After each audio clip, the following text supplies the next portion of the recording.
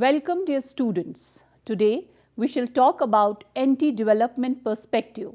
The learning objectives of this lecture are to understand the different perspectives of development, to understand the meaning of development and anti-development, to briefly explain the meaning of anti-development thesis, and to find the correlation between economic development and environment degradation. First, let's start with the introduction.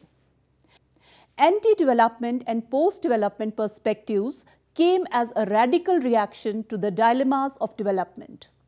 These approaches reject the idea that the North developed countries has the right to administer development and democracy of the South developing countries. For them, that South countries, this kind of development is destructive and authoritarian.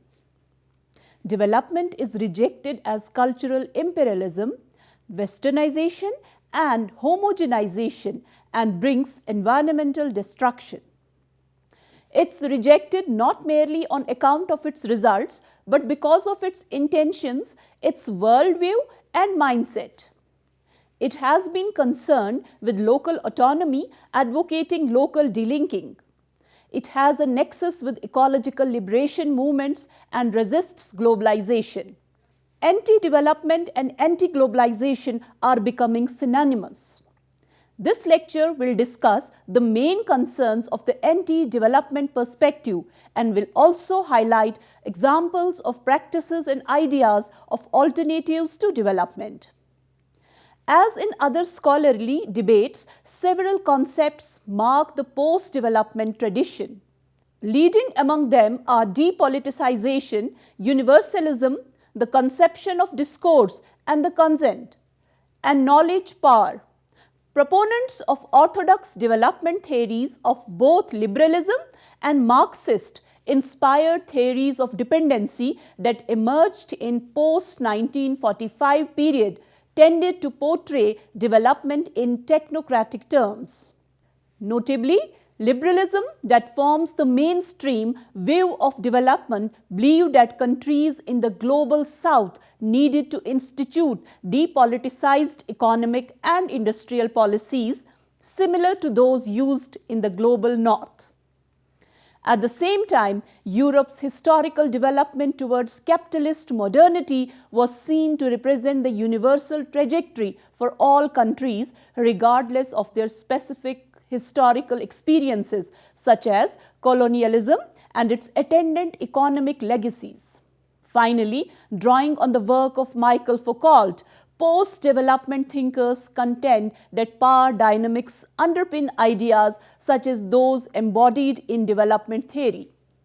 From their perspective, ideas are not neutral. Those who have institutional or other forms of power determine what constitutes knowledge. Further, ideas play a crucial role in the reproduction of images and notions such as the developed and the developing world. So, any economic development of the West which is contrary to the well-being of developing countries is termed as anti-development. Now, dear students, we shall discuss different meanings of development. Dear students, we discuss what anti-development perspective is.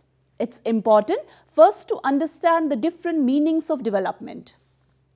The term development is ambiguous and vague. It's often gauged by economic parameters. Many consider development to be holistic that brings in overall betterment in personal, professional and social life. If the term development concerns a country, it may refer to the social, political and economic features of the same. In the era of market economy and technological advancement, it can even refer to developments in information and communication technology. Development is bringing about change, a process that starts with setting of goals. The next step is identifying the means to achieve those goals. Whether the process of change brings in positive results or not is debatable. Development is perceived variedly by the extent of change and progress, rapid industrialization, adopting latest technologies, reducing poverty and inequality, and achieving economic growth, and so on. Regardless of this, development is a multidimensional and a multi-sectoral process. It's about using the available resources to improve the quality of life of the target population. Dear students, usually the development of a country is measured by its economic growth and the employment opportunities it offers. It's beyond doubt that economic development is important. There are various approaches for development. One approach is giving the choice to people and enabling them to live a life they value. Globally, the concept of development gained momentum after the Second World War. The process of decolonization and the realization of the importance of growth and development by the then newly decolonized states led to the implementation of huge projects. In the newly independent countries such as India, construction of large dams and establishment of industries was considered to be part of the modernization process.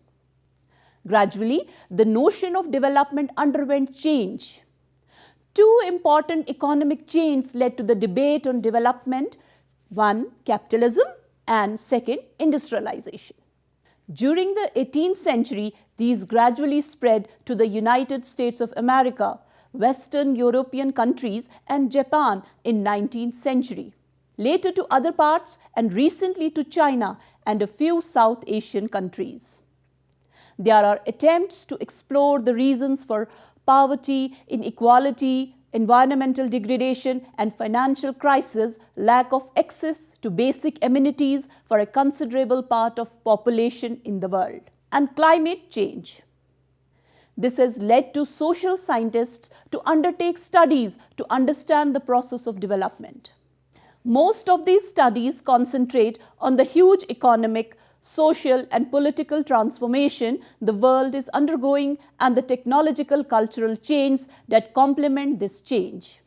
There are two kinds of development. The first one is the state-led development, followed market-led development. The former Soviet Union and India followed this model till 1991. On the other hand, the United States and Western Europe countries followed market-led development, where the state's interference in the economy is limited. At the international level, development of theories and various policy approaches helped countries in bringing about appropriate policies to intervene in the process of development. Now let's discuss about conceptual framework of development and anti-development. Over time, development has carried very different meanings. The term development in its present sense dates from the post-war era of modern development thinking. In the past, earlier practices have been viewed as antecedents of development policy, though the term development was not necessarily used at the time. Thus, Kurt Martin regards the classic political economists from Ricardo to Marx as development thinkers, for they addressed similar problems of economic development. The turn of the century latecomers to industrialization in Central and Eastern Europe faced basic development questions such as the appropriate relationship between agriculture and industry. In central planning, the Soviets found a novel instrument to achieve industrialization. During the Cold War years of rivalry between capitalism and communism, the two competing development strategies were Western development economics and central planning in the Soviet, Chinese, or Cuban varieties. In this general context, the core meaning of development was catching up with the advanced industrialized countries. Cowen and Shenton uncovered yet another meaning of development. In 19th century, they referred to development as the remedy for the shortcomings and maladies of progress. This involves questions such as population, job loss, the social question, and urban squalor. In this argument, progress and development are contrasted and development differs from and complements progress.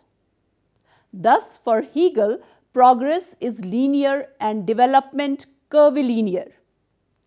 Accordingly, 20th century development thinking in Europe and the colonies had already traversed many terrains and positions and was a reaction to 19th century progress and policy failures, where industrialization left people uprooted and out of work and social relations dislocated. The immediate predecessor of modern development economics was colonial economics. Economics in the European colonies and dependencies had gone through several stages.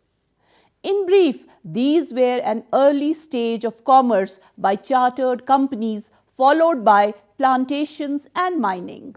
In a later phase, colonialism took on the form of trusteeship, the management of colonial economies, not merely with a view to their exploitation for metropolitan benefit, but also allegedly with a view to the interests of the native population.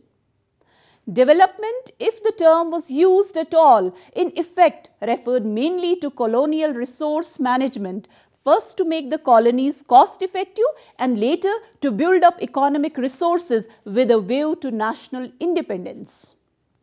Industrialization was not part of colonial economics because the comparative advantage of the colonies was held to be the export of raw materials for the industries in the metropolitan countries. Indeed, there are many amply documented episodes when European or colonial interests destroyed native manufacturers or sabotaged industrialization efforts in the periphery. This is a significant difference between the colonial economies and the latecomers in Central and Eastern Europe. In modern development thinking and economics, the core meaning of development was economic growth, as in growth theory and big push theory. In the course of time, mechanization and industrialization became part of this, as in Rostow's stage of economic growth. When development thinking broadened to encompass modernization, economic growth was combined with political modernization, that is nation building, and social modernization such as fostering entrepreneurship and achievement orientation. In dependency theory, the core meaning of development likewise was economic growth or capital accumulation.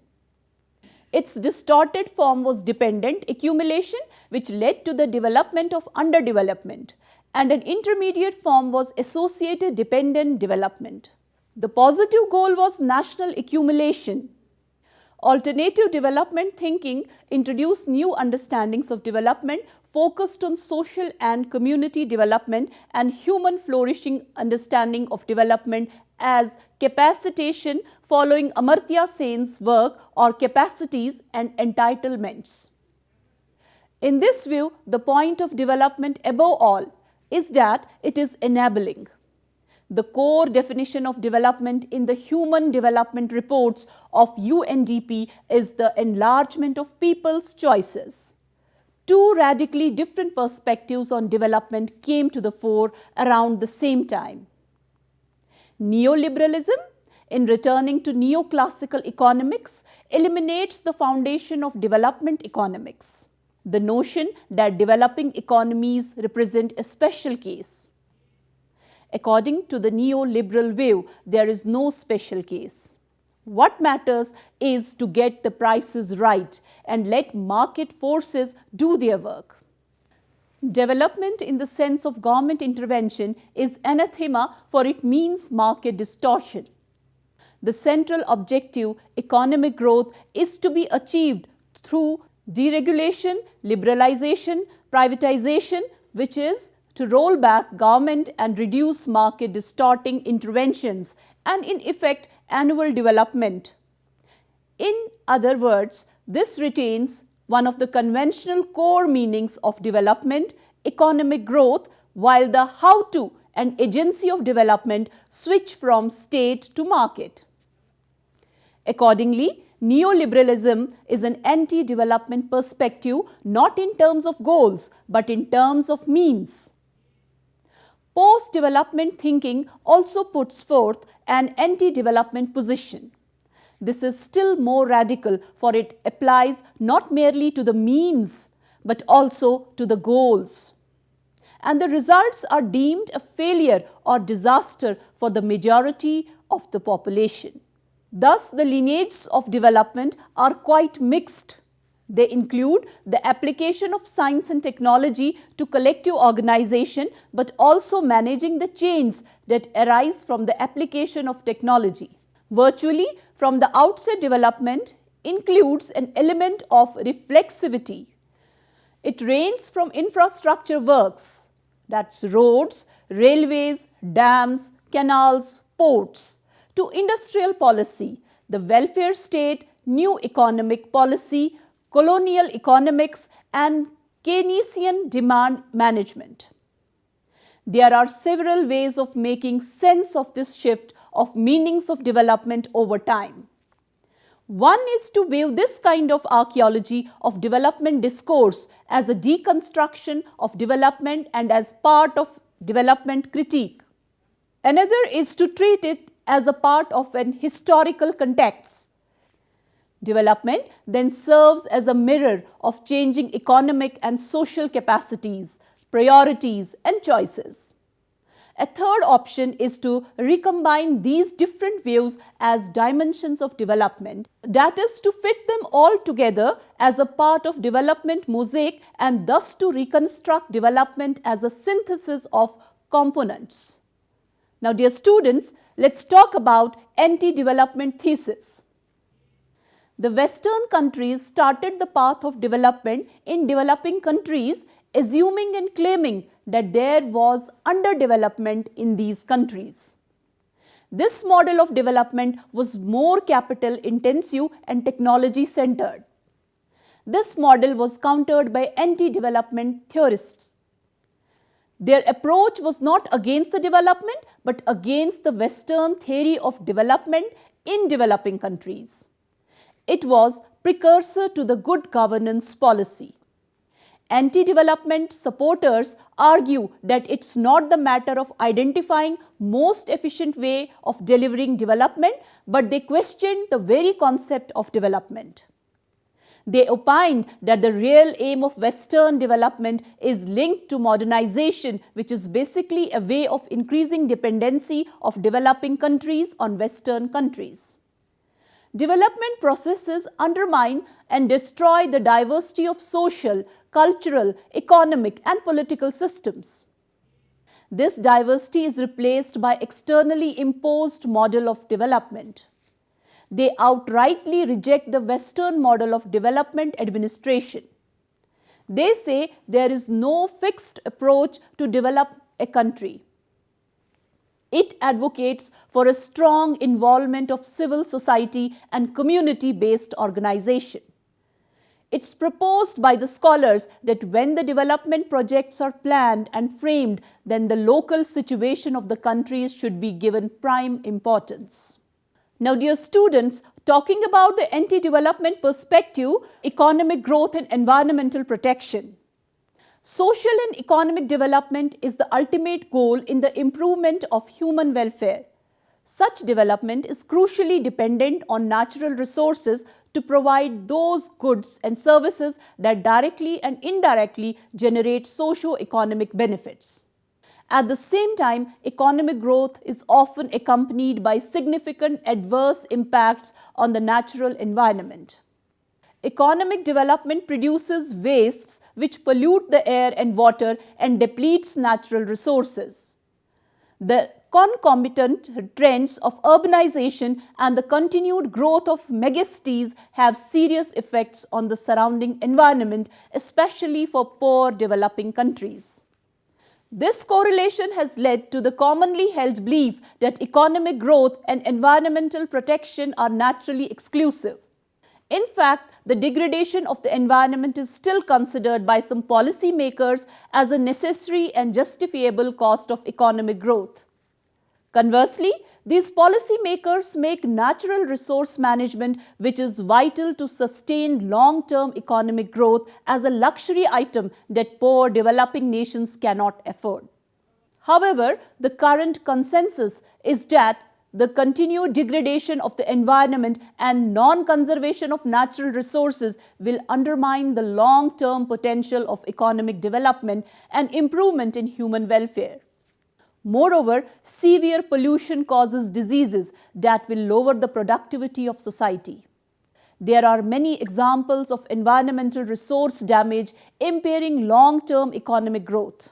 For instance, water pollution and industrial effluents have reduced the productivity of freshwater and marine commercial fisheries. Acid rain is also an example of industrial pollution of one industry destroying another. The logging industry and agriculture bear the negative economic impacts of acid rain in reduced production and or damaged forest resources. Therefore, anything adverse to environment is called as anti-development. Most governments are becoming increasingly aware that environmental and natural resource degradation endangers their long-term development potential. Consequently, they are more receptive to the implementation of measures which ensure a moderation of the effects of development projects on environmental and natural resources. It's clear that successful economic development depends on the rational use of environmental resources and on minimizing as much as possible adverse environmental impacts through improved project selection, planning, design and implementation. Many researchers in the United States and France have concluded through economic analysis that the benefits of environmental protection far outweigh the financial investment. Dear students, now let's discuss Asia-Pacific region in terms of their environment protection as development. During the past 2 decades, many nations in the Asia-Pacific region have attained substantial economic development. But at the same time, the biophysical conditions of their environments have deteriorated markedly. Scientific findings demonstrate that the Asia-Pacific region, except for a few developed countries, has been proceeding on the downward path toward environmental degradation. If this trend is allowed to continue, environmental deterioration will not only impact severely on the health of populations but will also influence economic development in a negative way. There have been many regional and global anti-pollution efforts conducted by groups such as the United Nations Agency for Environmental Protection and the United Nations Economic and Social Commission for Asia and the Pacific. Among governments of the Asia-Pacific region, many meetings have been convened to discuss problems of environmental pollution, with many proposals put forth to guide regional and national environmental policies. Likewise, all agree that chemical pollution from industrial emissions and widespread insecticide use are the greatest hazards. However, while environmental awareness in both government and society has increased, this knowledge and good intentions have not been incorporated into any effective policies which may result in improving the situation. In addition, there has not been sufficient cooperation among governments in addressing global issues of pollution that entails addressing pollution of the common resource of the world, the oceans and the atmosphere. Environmental protection policies have failed in Asia and the Pacific primarily due to human attitudes concerning their level of priority. Many governmental policy makers believe that until a certain stage of national economic development is attained, the people must endure environmental pollution as they must endure social inequality. Consequently, controlling environmental pollution remains very low on the list of government priorities. Many of the mandated anti-pollution laws and regulations have not proven practical nor effective in protecting the environment. In most cases, industries deliberately do not observe these laws and regulations in order to keep their products inexpensive and competitive in the world marketplace. As a result, these laws and regulations are unenforceable due to a lack of political will and appropriate investigatory resource. Rapid population growth and urbanization, common phenomena in Asia, have exacerbated environmental pollution and have made control efforts more difficult. Rapid urbanization has greatly impacted air pollution by increasing the number of cars and their emissions. This growth trend also has increased the use of home heating fuels such as coal. Another pollution feature of urbanization is the massive disposal of human waste. Moreover, the lack of technology and knowledge to combat environmental pollution has proven to be another barrier to successful environmental protection by many Asian Pacific countries. In developed countries, the development and use of new technologies have been achieved. However, these new technologies have not been disseminated to the developing countries of Asia and the Pacific. For developing countries, budgetary resources or priorities may rule out a significant funding commitment to fighting environmental pollution. In many cases, the developing countries simply cannot muster the political willpower to pay the substantial costs. Improvements to the environment are expensive and often exceed the nation's funding ability.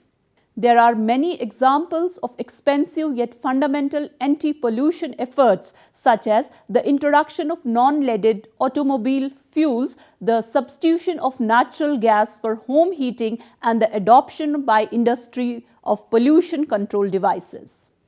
Dear students, let's conclude this lecture by saying that the growing dissatisfaction with the failure of the traditional theories of development in resolving the problems of poverty, hunger, health, and the like in the poorer third world countries led to the beginning of a new search for alternative analytical and explanatory framework. Particularly after the Second World War, it had become quite apparent to certain observers in the third world countries that diffusion of capital from the advanced to the less developed nations was far from a reality. The intellectual reaction that thus followed led to the emergence of a new radical thinking, eventually culminating into what has come to be known as underdevelopment theory or anti-development to the developing countries. There can be no denying that ecological concerns are as worthy as developmental needs. We all want development in pursuit of better life and future. But does the decision to build a mine, dam or road need not to be weighed by its ecological detriment? Environment versus development debate is not new or unheard of. The dichotomy between developmental goals and ecological hazards and grievances is a challenge for countries across the globe. For example, mining in coal blocks in a forested area impacts not only its flora and fauna, but also the forest dwellers whose very survival and livelihood depends on that forest and its resources, and who are not a party to the development we are talking about. In such a situation, do we continue exploiting its resource base for the sake and in the name of development goals and strategies, or is there an ethical aspect and responsibility of development too? Should sustainable development not be our mission and motto? So, dear students, I hope you have gained some important information from this lecture. We'll meet soon with another lecture. Till then, take care and goodbye.